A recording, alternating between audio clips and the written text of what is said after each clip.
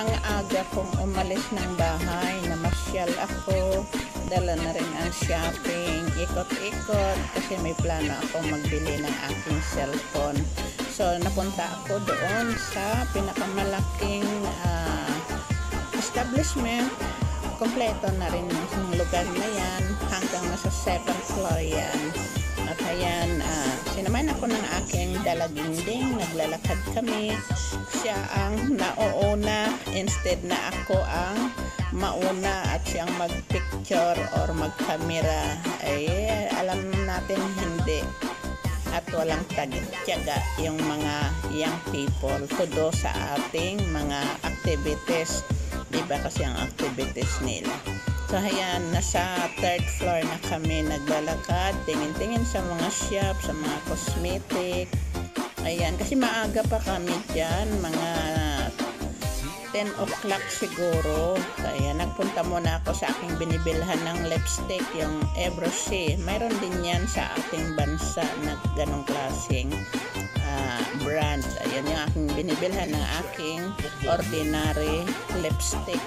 Kasi maganda yan, hindi nanonoklap ang labi at gustong gusto ko yan. Ayan, pumasok na kami doon sa pinakamalaking supermarket or shopping.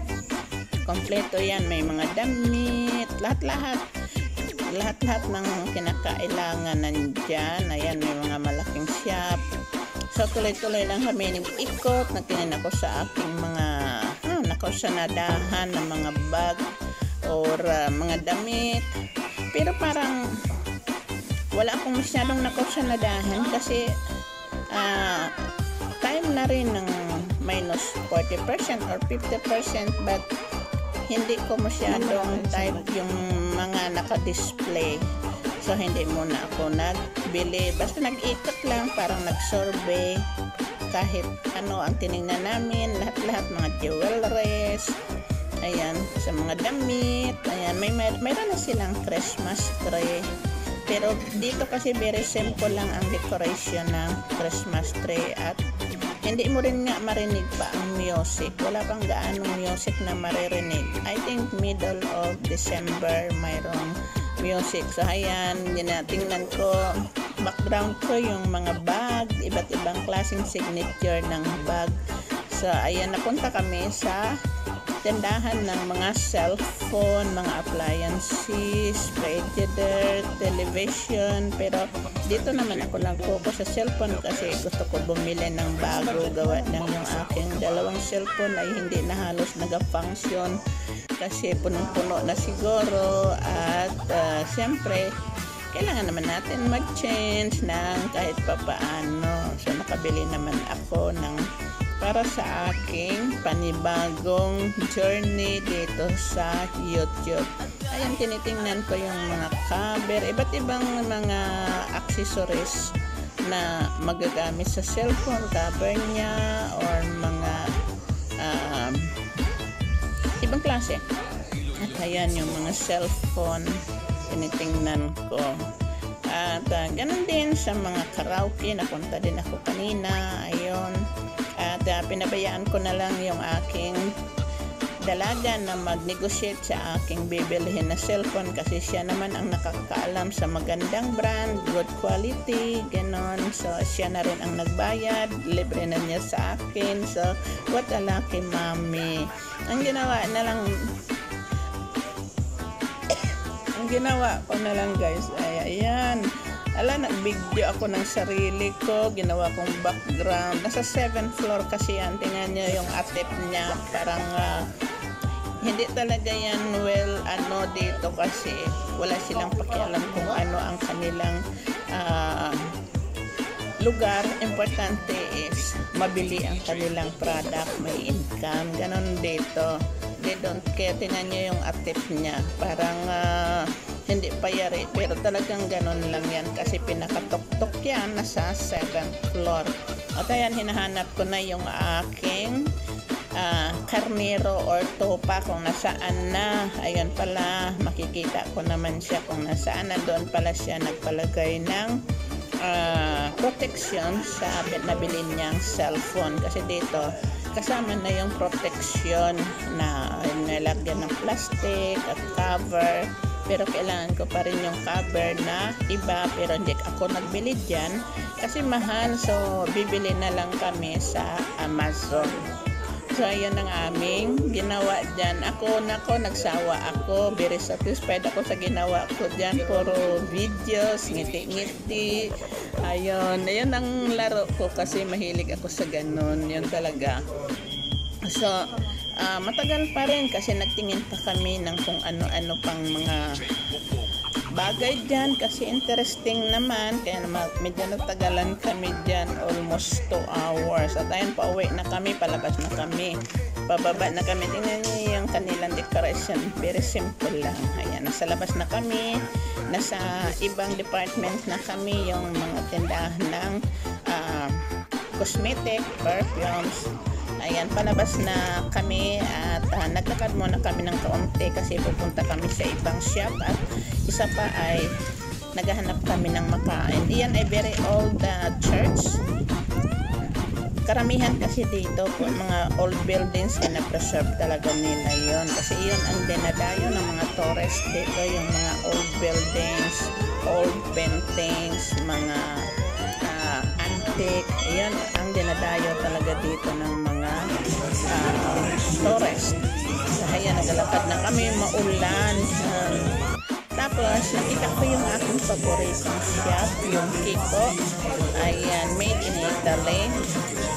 Ito ay hindi advertisement guys, just only na-catch up ng aking videos. Ayan, diba? Diyan ako bumibili ng lipstick na good for 15 hours. Kahit maligo pa, hindi mo wala yung lipstick mo.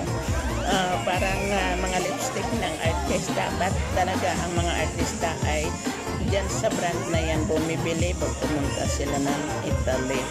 Ayan guys, so maganda kasi dyan sa shop na yan pwede ka magpa-makeup dyan, libre, ginagawa nila yon, may gumagawa kasi gusto nila makita at siyempre nakikita ng ibang mga tao na pumapasok dyan. Kaya ang ginawa ko lang kanina ay nagawa ng nag-lipstick lang ako at nilagyan ko ng kulay ang aking mata. Kaya medyo naiba, makikita natin sa laspay. Kaya nakapag na ako, na-change na ang image. Hindi lang ako naglagay ng makeup, konting powder lang. Kasi gusto niya sana lagyan yung tagalaga gawa. Sabi ko, no, ako na lang magawa sa sarili ko. Ayun, kaya ngiti ako ng ngiti kasi tinitingnan niya ako at natatawa siya sa akin. Sabi niya, masaya daw siya kasi ginagawa ko yung ganon. At ayan, nagutom na kami. Pumunta na lang kami ng burgers at kumain kasi medyo very late na yung aming lunch. Nagutom na kami. Hanggang sa kwentuhan muna kami ng aking deleginding kasi wala naman kaming time na magkwentuhan pag working siya. At ayun, pababa na kami doon sa King Burgers. Ayan ang kanilang mga decoration. Ang ganda, no? Very simple lang. Ganun kasi dito, hindi sila masyadong luxury pagdating sa mga modern. Gusto nila mga old style. At lumabas na rin kami kahit maulan, malamig, marami pa rin tao na naglalakad. Ayan, umuupo pa rin sila sa labas. Kasi iba talaga ang atmosphere, environment. Pag nasa labas ka, yung makakuha ka ng fresh na hangin. Ayan, tingnan nyo, mayroon pa rin nagakape. At ayan, patuloy na kami pumasok sa isang gallery. Ayan, nasa gallery na kami niyan. Kaya wala naman akong binili dyan kasi wala akong nagustuhan. But gusto ko lang magkuha ng video. Kaya parang ako lang ang nag-iisa ang naglalakad dyan, nagtatago yung aking dalagang anak. At ayan, pauwi na kami kasi nilamig na kami at medyo napagod na ako sa kakalakad. Ayan na yung aming bus na sasakyan. At habang nasa bus kami ay nagkuha pa rin ako ng video. Ito ay malapit na yan sa King Palace. Parang background niya yan. At ito ipapakita ko sa inyo yung King Palace. Kaya lang sa ngayon na under renovation pa yung King Palace or mayroon pang special treatment yung building, pero walang nakatira dyan. Minsan nagapunta lang dyan yung king, pero hindi dyan nakatira. Mayroon siyang tinitirhan na castle na outside the city. Kaya pag walang flag sa taas, that means wala yung king dyan. Pero kung may flag, nandyan siya. At during summertime, July, August, bukas yan for public. Makikita mo ang laman niyan, puro antique, maganda. At ayan, ang laki niyan.